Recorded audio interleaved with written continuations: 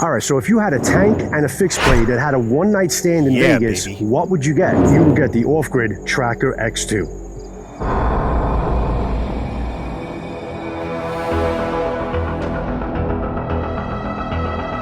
All right, guys, you guys know how much I love Off-Grid and how I perceive their knives as being some of the toughest knives at their price range that are pretty much available anywhere. No exception is this Off-Grid Tracker X2. This thing, and the premise that I opened up the video with, I thank Kratos of God. Kratos is one of our subscribers. We all know Kratos. He coined that, and I said, I'm stealing that because I think that's a perfect analogy for this particular knife. This is definitely a tank of a knife. Now, the first thing I want to recommend on this video before we go any further, because maybe I'll get everybody's attention span to me, even Off-Grids, I recommend that they make an XL version of this Tracker 2. Could you imagine this blade, this type of stock, this shape of this blade in like a 9-inch or 10-inch version with an even beefier type of handle?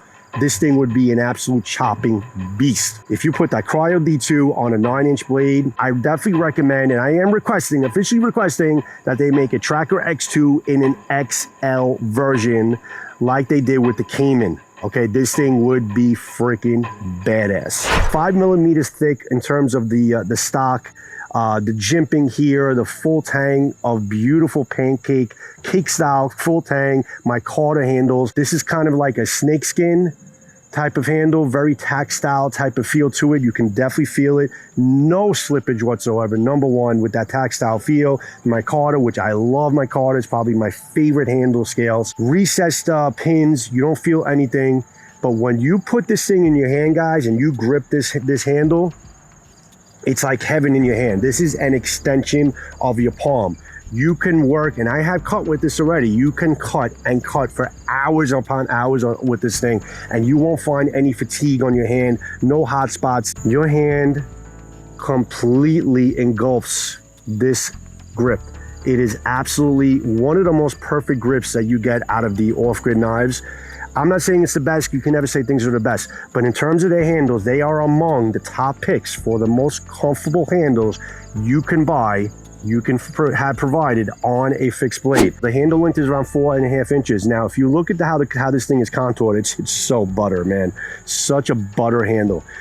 It's almost the full 4.5 inches. So basically, when you go in here, the inner grip is almost 4.5 inches of the handle. So it's definitely a lot of real estate, a lot of purchase there, even with a large hand, to be able to grip this perfectly fine. And you guys, you can hold this knife in your hand all day long. This is one of the biggest highlights of this knife, is this tactile feeling, incredibly gripping, no hot spots handle on this Tracker 2. It's the handle, guys. It's the handle that really draws me to Off-Grid knives, how comfortable they are. Because if you don't have a comfortable handle, the blade doesn't mean shit. Handle is what really pushes forward how good these Off-Grid knives are. First thing we gotta talk about is the carry. Don't mind the belly. I lost about 20 pounds. I'm getting there. So basically, here is your Kydex sheath.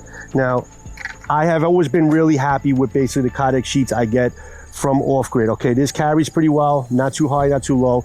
The great thing about this Kydex sheath is the fact that you can carry it all day, but if you want to take this out, instead of removing your belt, you have Velcro and a button. For the people who say, oh, they don't like Velcro on the sheath, that if dirt gets in it, it's gonna, it's not gonna be good. This has Velcro and a button, so this will lock into place. Velcro and button. So if you want to remove this from your belt, it's perfect. If you want to attach it right on there, you're good to go. So this is the perfect type of sheath for me. This is a tension fit. I don't see any problem with the tension fit failing. Some people had said it on Reddit, and I despise Reddit. Okay, oh, if the tension fit fails, I mean, the price of the knife, I'm going to lose the knife. I think you could probably open and close this thing about 250, 300 times, and you're not going to have a problem. This tension fit is not made to fail. I haven't seen any tension fits fail. I haven't heard of it. If you have heard of it, let me know. But people like to talk. This is a great sheath. Great Kydex sheath. Tension fit is perfect. Hasn't failed me yet. It locks into place. Doesn't fall out. No blade play whatsoever. Love the Velcro. Love the button. Love the detachment and attachment and detachment of it. This Kydex sheath is perfect. It serves my needs, and that's all you really need it for. Has a drainage hole, weatherproof, all that stuff. Excellent. 5mm on this, guys. This thing is made to take a beating, okay? It's overbuilt. They overbuilt their knives on purpose because they know they want to have them be hard used. 62 HRC D2 cryogenically made D2 steel on normal use of what you're supposed to be using with this knife. This knife does far and above what it's supposed to do. It's a very, very good steel, very reliable, and I've done many off-grid knives so far, and this cryo D2 is really good. Solid. I cut into all the normal materials that I cut into. The ratchet straps, okay, the fire hose, and thank you to Scab from Quality Outdoors for providing me these cutting materials. Cut into all the normal industrial strength stuff. This is a drop point blade, plain edge style. Cutting geometric on this thing is fantastic. They make it a very fine edge to cut right out of the box, first usage, okay? And if you don't have an edge like this, it's gonna be a little difficult to get through those materials. It went through everything just fine.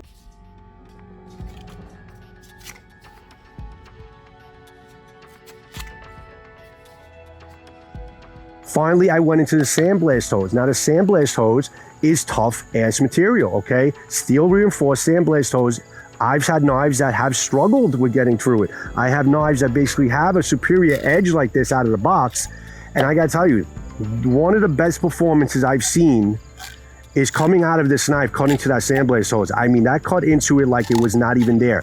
It's the girth of the knife, the width of the blade, about 1.5 inches or whatever it is. It's a 1.6 inch width of the blade. It's got 4.9, it's almost a 5-inch blade and almost 2 inches here. It's a very hefty blade, and it's got a lot of weight to it, but the fine edge that they put on this thing, it cut into that sandblast hose like basically cutting a hot knife through butter. It was very impressive the way it cut through that. No problems with the edge so far with anything there. Finally, I attacked a steel reinforced rubber tire, and I really dug the tip into there. The tip, no problems with the tip. Dug right into it, and I really sawed into it to really get through the tire. Everything is great, and considering basically what you're going through, there was really no damage whatsoever, and I really dug that in and I really sawed into it and got through the entire tire all the way around. The fact of the matter is, guys, it does its job. The steel does its job. It stays sharp. The edge retention is excellent. This is a batoning absolute freaking beast, okay? Batoning into whatever you want with it, even wood that's a little too hard or a little too big for it. I was jamming right into the tip right here, okay? I didn't have that much even sticking out of the wood right here. I was jamming right into the tip. I had no problem basically getting through it. It's a batoning beast of a freaking knife, even at the size of 5 inches. That's why I say an XL version would be a freaking joke, how amazing it would be in terms of a hard use knife. I did do a tip test, guys. I do tip tests on knives that I feel that I've seen fail with other reviewers, and knives that I know have that type of reinforcement that I know they won't be damaged with, just to show you how strong the construction of the knife is. I did a tip test and I really jammed it in there. No problems with the point, no problems with the point while I was batoning, no problems whatsoever. The edge is great. With the weight of the knife being about 10.3 ounces, it's heavy enough to be a good hard use knife, but it's not too heavy where it's going to be cumbersome to carry, or it'll basically weigh on your wrist or something like that. I think it's just the right weight to basically be balanced in your hand, and to have something you know it's in your hand and you know it's a hard cutter, but it's not that basically that heavy where you're gonna find some fatigue. It's just a really good balance of a strong knife and something that fits comfortably and feels comfortable as you're holding it. Whoever designed this knife, they did a kick-ass job with it, really did. It is a solid cutting knife. In terms of processing wood, slicing into wood, the contours of the knife was absolutely great. But in terms of the overall comfort of using the knife, you could use this thing for hours upon hours at a time, and it will not fail you. You will not feel fatigue in your wrists. You won't feel fatigue in your hands. It's just that good of a knife in terms of how it was designed. And in terms of the edge itself, it is a very good, it's a hard hitter, okay? You can baton with it, you can do a lot of things with it, but it's definitely a great geometric for a good slicing knife that you would need in a camp situation. Cut various materials, wood, things like that. The initial sharpness was great. Still kept on going, basically doing all the cutting, even out here in the woodlands with this dried out wood. It was able to cut through the branches. I was able to basically do notches with no problem. And the good thing about that is it's a knife that is a hard hitter and a strong knife, but it's also, you can also do finesse things with it, like making up fine notches into wood, into like a tri-stick.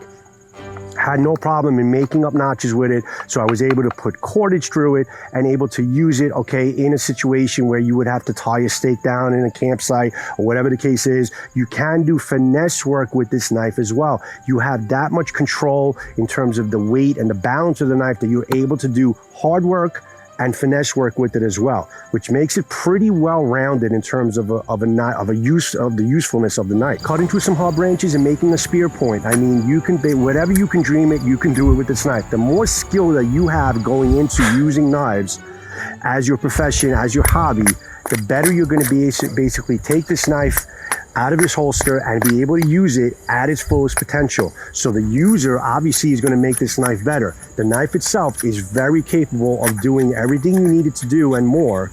It's the user that's going to bring it home. The better you are at it, the better this knife is going to basically treat you, but it will not fail you.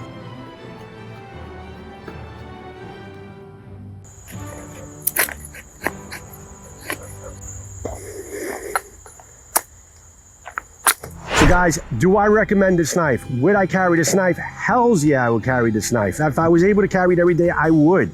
Would I recommend this as in your outdoor off-grid adventures? Absolutely. This is a great all-around tool in the campgrounds. It does not have a 90-degree bevel. So I tried it. It doesn't strike it. For me, that really doesn't mean diddly squat to me. A camp knife, a bushcraft knife it's not going to make it not that type of knife if it doesn't have the 90-degree bevel. I don't really use that to strike it. I usually have a striker with my ferro rod. I don't like to use my knife anyway. For me, it doesn't bother me. If it bothers you, put that into account. But I couldn't really strike it from this edge. It doesn't really have a good 90 degrees.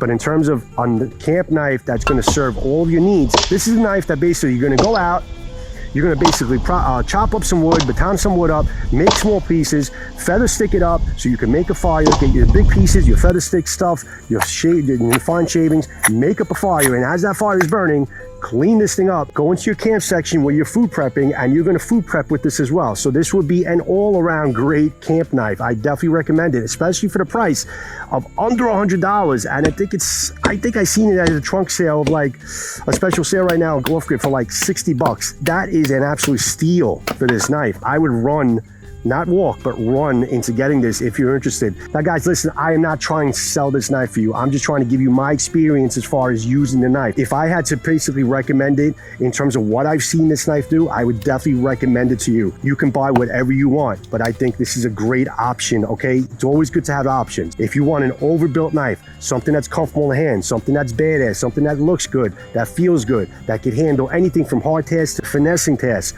something that's gonna basically not fail you, the Tracker X2 is definitely the knife for you.